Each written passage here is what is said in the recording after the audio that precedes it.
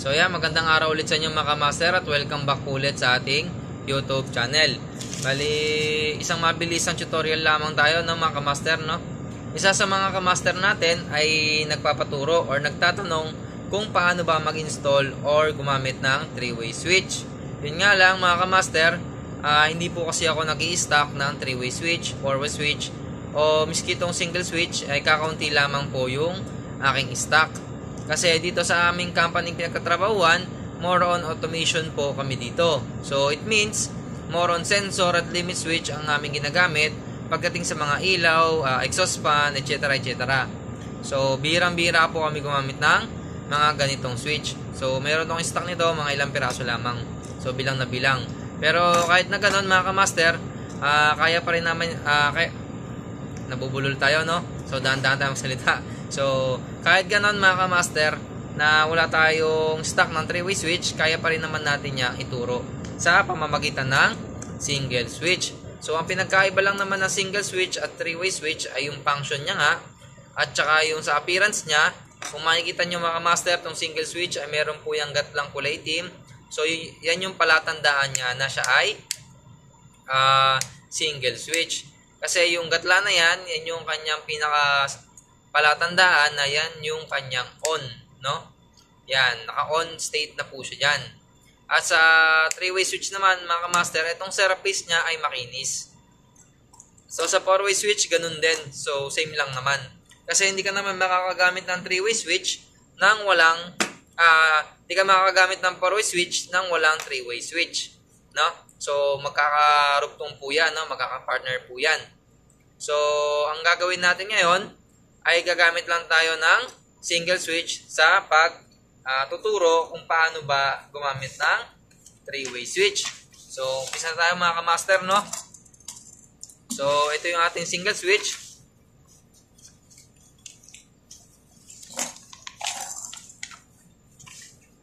So, ito yung ating single switch. Yan, sa papel lang natin gagawin, no?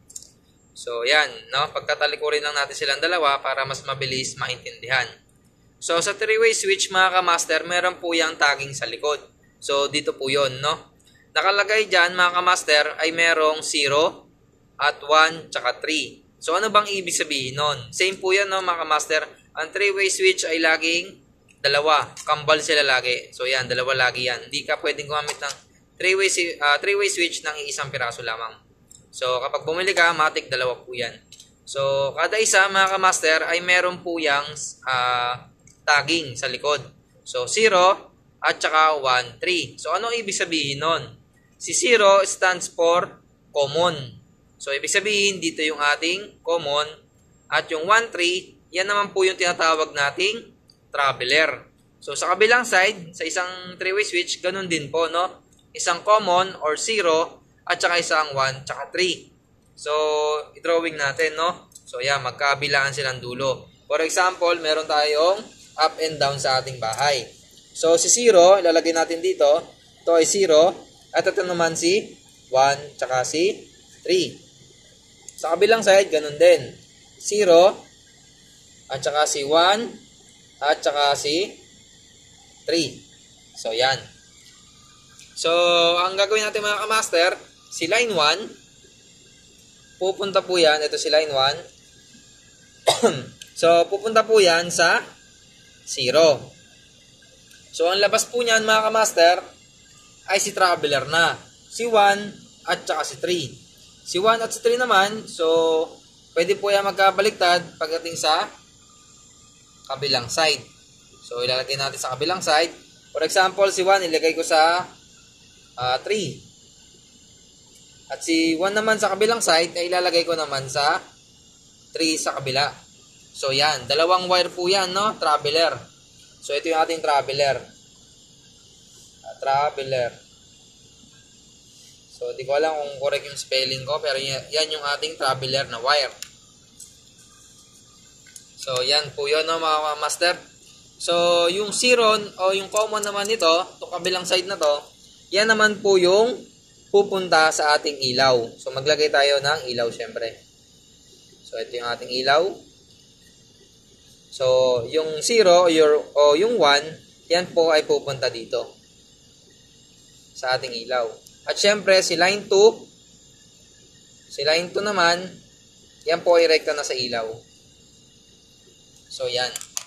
Yan po yung ating diagram. So, kapag pinatay mo dito, pwede mo siyang buhayin dito sa kabilang side. No? At saka kung pinatay mo naman dito, pwede mo rin naman siyang buhayin dito. So, yan po yung kanyang sequence. So, ganyan lamang po ka-basic yung ating 3-way switch, no? Kung paano siya paganahin. So, ipapakita ko na rin siguro yung ating 4-way switch. So, wait lang, kukuha lang tayo ng isa pang switch. So, ayan mga ka-master, no? Nagdagdag tayo ng isa pang switch. Ito na si 4-way switch. Ang posisyon po ni 4-way switch, lagi po siyang pinagigitnaan ng dalawang 3-way switch. Kumbaga, si traveler ay tatagos lang kung ito yung ating 4-way switch. Kunyari, yung sa may 3-way switch na to, yung 1-3 nito, dadaan lamang po yan dito sa dalawang to.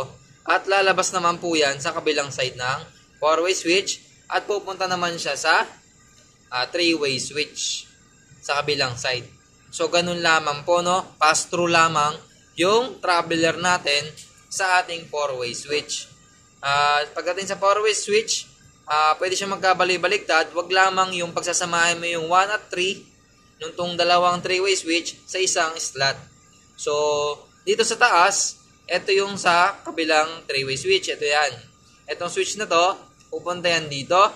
At yung sa ilalim naman, pupunta naman dito. So, hindi po pwede na yung 1 nito, pupunta dito. At yung 3 nito, ay pupunta naman dito. So, sa liwanag agad, no? Kaya nga sa pag-i-install ng ating 3-way, 4-way switch, sobrang halaga po ng tagging sa ating mga wire. So, discard nyo na yung mga master kung anong klaseng tagging ang inyong gagamitin. So, ano pa ba?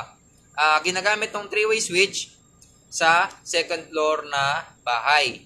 For example, downstairs, upstairs, maglalagay ka doon ng magkabilang switch. Itong switch 1 at saka yung switch 2 nasa taas naman.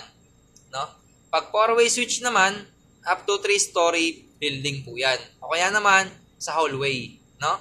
Hallway ng ospital, etc. etc. Basta yung mga malalayong location. So, yun doon, pwede siyang patayin kahit saang banda. Kunyari, pagpasok, drawing natin. Kunyari, ito ay hallway. Yan. Hallway yan, mahabang hallway. So, meron siya dito. No? So, may mga ilaw yan. Ilaw, ilaw, ilaw, ilaw, ilaw.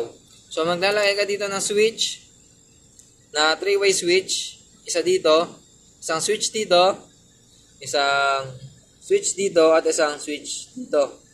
So, pag ang tao ay pumasok dito, at liliko siya dito, pwede niyang patayin yung mga ilaw na to. Kapag naka 4-way switch, no? Pwede niyang patayin itong mga ilaw na to. Or pag ang tao naman ay pumasok dito sa kabilang side, at lumabas naman siya dito, pwede niyang buhayin dito, at pwede niyang patayin dito. So, kung ang tao naman ay manggagaling dito sa way na to, pwede niyang buhayin itong mga ilaw na to gamit yung switch na to. At kung lalabas siya dito, pwede niyang patayin gamit ang switch na to. So, yan, tatlong po yan ay magkakarugtong. Magkakambal po yan, no? Hindi sila pwedeng i-install ng isa-isa lamang. So, yan mga kamaster, sana ay nakatulong tayo sa mga kapwa nating electrician dyan na medyo naguguluhan sa 3-way, 4-way switch. So, basic lamang po yan, no, mga kamaster. Kung iintindihin nyo lamang po yung ating paliwanag. At syempre, hindi ko naman kayang ipilit yung explanation ko sa iba kung hindi nila maintindihan. Baga, nasa tao pa rin yan kung matututo ka or hindi. Example na lang natin yung ating mga kaibigang pipe, no? Natututo sila kahit sign language lamang ang kanilang ginagamit dahil sa dedikasyon, no? Yung dedikasyon kasi kapag meron ka niyan, so lahat ng bagay pwede mong matutunan. Basta meron kang dedikasyon. So yun mga kamaster, maraming salamat po ulit sa panonood at pag-subscribe sa ating YouTube channel. At sana hindi kayo magsawa sa pag-subscribe sa ating YouTube channel. So hanggang dito na lang mga kamaster, maraming salamat po.